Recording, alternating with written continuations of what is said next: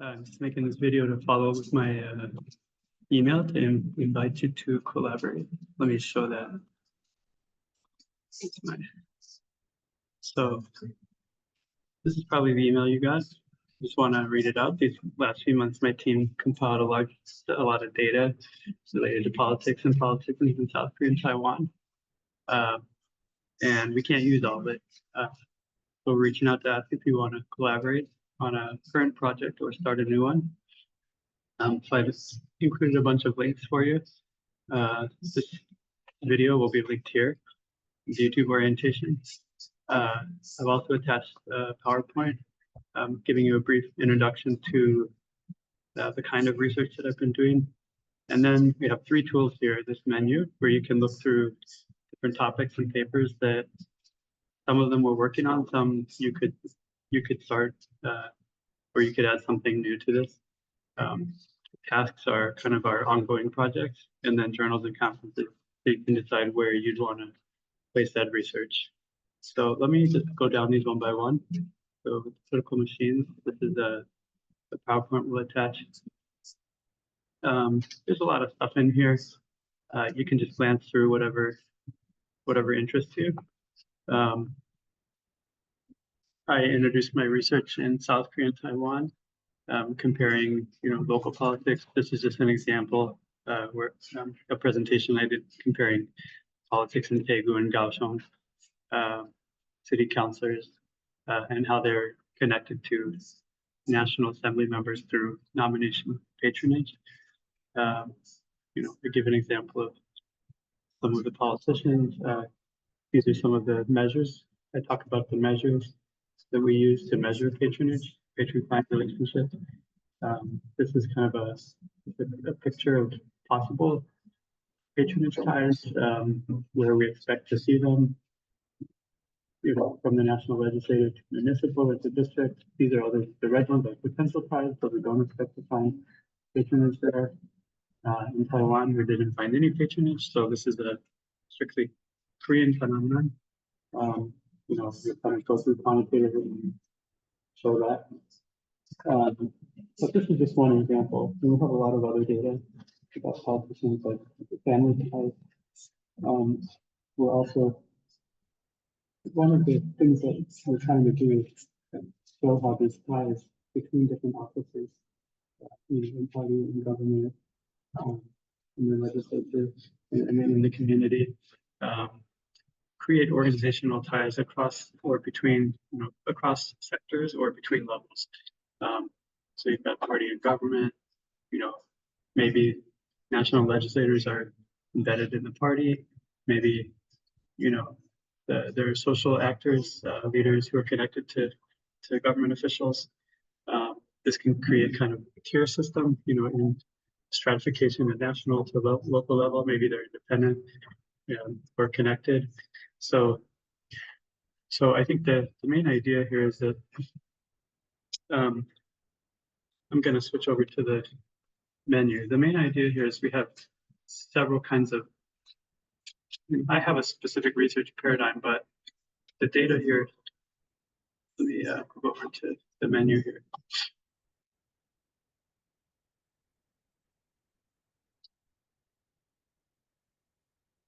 The idea, we're collecting a lot of data to look at these ties and organizational features, but you can use that data to do all kinds of studies, not just from an organizational or network paradigm. So I just want to show you quickly the data that we've got, and then give you an idea of some of the different types of papers or projects you could do. So here in the data, we have demographic variables of politicians. We have individual attributes. We have, social geography, political geography, like regional versus capital, North or South Taiwan, Korea versus, of course, we can do Korea versus Taiwan comparisons, urban versus rural. We also have this data over time from the 1990s to the present. So we can look at elections over time, before, after political reforms, earlier or later stages. So this is kind of demographic variables. Then we've got formal organization, formal political organization. So we have all the legislative and executive candidates and winners. We have legislative leadership, For example, city council chairs, national legislative chairs, heads of the national legislature. We know who's incumbent or who's a newcomer. We know their party. We know single member versus multi-member districts, the district size. We have statistics on that. Central versus local position, party list versus district legislators. So we have all of this. In terms, we have lists of institutional reforms, so we know in which reforms or changes happened. In terms of social politics, we can measure whether electoral districts are polarized or not. We can measure whether a district is a single party dominant or competitive between multiple parties. Whether it's left-leaning, right-leaning. In Taiwan, we have Aboriginal versus non-Aboriginal regions. So this is all kind of social politics. And in terms of parties, we have party officials. We know DPP versus KMT, conservative versus progressive, Kiam City, Korea. We also have all data on small parties. Labor Party, Green Party, Christian parties in South Korea. We have some party finance data. Again, because we have party leadership data, we can tell whether leaders and parties change regularly or whether the party is based around one person, whether the party is essentially a jibudang, like a local party, or kind of a nationally representative party. We have some information about nomination rules and procedures within parties for each election. So this is a formal organization. Lastly, we have informal organization, and I think this is our real value added data. So we're creating measures, correlated transitions, to look at correlated transitions and positions include like family ties. This measure we have patronage, nomination patronage, not just in South Korea, but we can calculate, we have measures of nomination patronage, which is mostly a feature in South Korea, but we might find evidence of that in Taiwan. We have joint appointments, so we know which politicians are party officials, legislative, head of the local legislature or national legislature. So we know, we can tell which politicians are jointly or in sequence holding positions of leadership in the party and government. We have, obviously, because we have this data over time, we can look at career transitions. That's where some of the most interesting potential comes in. For example, what are career trajectories of starting, people who start in local politics? Do they go on to national politics? Do they stay local? What about women, female politicians versus or ethnic minority politicians, like, Aboriginal politicians? Do they have different career transitions? Do they go through different gateways, to leadership?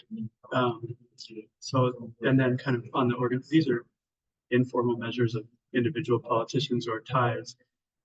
Aggregate those up to one level, and you'll have informal organizational features. For example, who controls local party offices? Are these controlled by the central party or by locally embedded political networks? So this is really where a lot of my research focuses. But there's so much data here that can be used to look at other things as well. So I just want to give you a few ideas of what kind of papers you could work on. So I have, as I mentioned, I have some, this phase 0, I have measures and theory papers related to my theoretical framework and measures and things like that. These are usually kind of single author papers that I work on, more theoretical or measurement papers. But I think the real opportunities with this data are this phase 1 papers, position and career outcomes. So you can look at individual attributes and how do these, what kind of career outcomes do these predict? For example, again, these are the individual attributes across, these different features of political geography that you have to play with. So you could look at career outcomes of a disadvantaged group, women or Aboriginal politicians. These are some different career outcomes that we can measure, like electability, like, what's the likelihood a candidate will get elected, re-electability, if you've been elected before or you're an incumbent, how does that affect maximum career achievement? For example, what's the highest level that particular group would achieve. Career trajectories, what are common pathways? You know, if you start at Mijang, can you go to, you know, if you started like a village chief, like where would you move up from that, or would you stay there? You know, some people have very localized trajectories, some have kind of vertical national, local to national trajectories, some start national, you know, so you can look at career trajectories. You can combine that with any of these informal ties that we have, you know, joint appointments, family ties, patronage. So here's some ideas. You know, any kind of combination of these to look at formal career outcomes for female politicians, the role of informal ties for female politicians or Aboriginal politicians. For example, you know, are women politicians more likely or less likely to have family ties to other, you know, to be involved in like political families, or, you know, have a father, mother, father-in-law, mother-in-law, you know, in the party leadership, or what about Aboriginal politicians? Are they more likely to have family ties, or less likely? And what about nomination patronage? You know, those politicians who engage in nomination patronage are female or Aboriginal politicians more likely to be clients of nomination patronage, or to run kind of outside of that, you know, more independently. So these are all possible, you know, there are all kinds of papers. And you could write a paper about female politicians in South Korea, one about female politicians in Taiwan, combine them and do a comparative paper, right? So there are all kinds of papers just with this. You can look at age outcomes by career outcomes by age cohorts. So we have, you know, by age, seniority, or by age cohorts, you know, generational shifts, politicians who came up in the 90s, came up in the 2000s, the 2010s. We see any generational changes in career trajectories in any of these career outcomes. Again, have informal ties played a different role over time? For example, do we see less family ties now than before? Is nomination patronage increasing or decreasing over time? Joint appointments, you know, we think with the defunding of the KMT in Taiwan, that joint appointments within the KMT are rising. You know, you see more joint appointments. You see more politicians jointly holding leadership positions in the party, where in the past that was less common. So we think that there's a connection between defunding the parties and an increase in joint appointments. Joint appointments have always been a large feature, prominent feature of South Korean political leadership. So that's another thing that we could compare. You know, in that sense, maybe Taiwanese politics are starting to resemble Korean politics more as the KMT is defunded by the DPP. So you know, you can do similar comparisons, you know, between urban and rural politicians, those in the capital, those in the provinces. Again, same idea, right? Are family ties more prominent outside of the capital? Is nomination patronage more prominent in urban or rural, you know, settings? So you can also look at career outcomes by certain positions. So we have, you know, central party secretaries, we have central party executive secretaries, we have regional party secretaries. This in Taiwan, this would be the Zhuren Weiyuan, Xianzhi Dangbu Zhuren Weiyuan, and in Korea, this is the Jiakdang, the Tepyo, Dang Tepyo, like Dodang Tepyo, Shidang Tepyo. So we have these position holders. You know, we can ask questions about who steps into that role. Is this a gateway position to other positions? What kind of positions do party officials transition in and out of? You know, where do these fall in, you know, career trajectories? So, you know, central party secretary, regional party secretary, etc., or compare central and local party leadership. We also have legislative leadership positions. So for national legislature and regional legislature and even local legislature in the case of South Korea. So again, same questions, you know, where do these leadership positions fall on a career trajectory? Same thing with executive leadership. So we have national executive, regional executive, local executive leaders. You know, again, where do these fall on the career trajectories? How are they implicated in informal ties? So again, you know, we can combine any of this data. Do you notice differences between larger provinces versus smaller ones, you know, more urban versus rural ones? Have these things changed over time? Again, any of these things are all possible papers. And our team is not working on any of these right now. These are all totally open projects. So if you're interested in any one of these, it could be a paper that you could, you know, use our data, collaborate, we'll write the paper together, present it at a conference, we can publish together.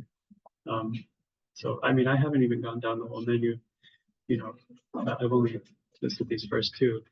But you can look through this, you know, again, with the informal politics, you know, what are the effects of family ties? With position patronage, how does that affect family ties? So these are ones with the informal politics that we have current projects going on right now. So with family ties and their effects, I'm doing a paper right now, Zhang Jinghyuk from Zhongshan University in Kaohsiung. This position patronage and its effects is a major, I have a lot of projects going on with this right now. But joint appointments, it's another one. I haven't really looked at this yet. This is totally open. So that's all phase one, positioning for outcomes. We could talk more about phase two and phase three types of projects. These are more sophisticated, they're higher order.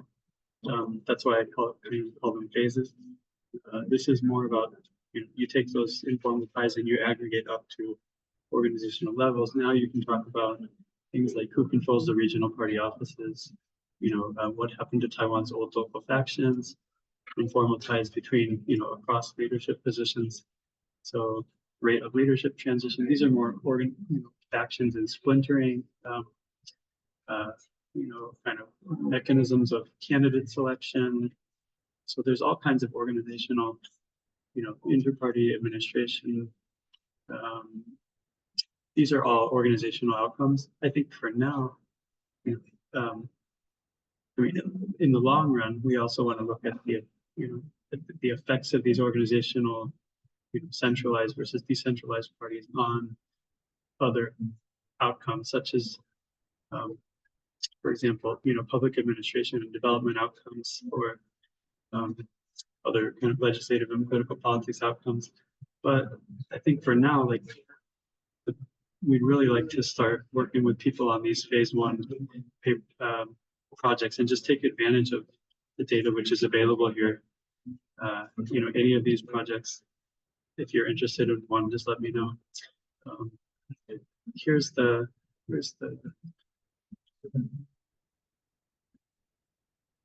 okay, so you can take a look at those. You can comment on those. You know, for example, if there's one that you're interested in, just, you know, let's say you're interested in age cohorts, right? Just add a comment here. I'll let you know, you can comment and say, you know, I'm interested in this one. Just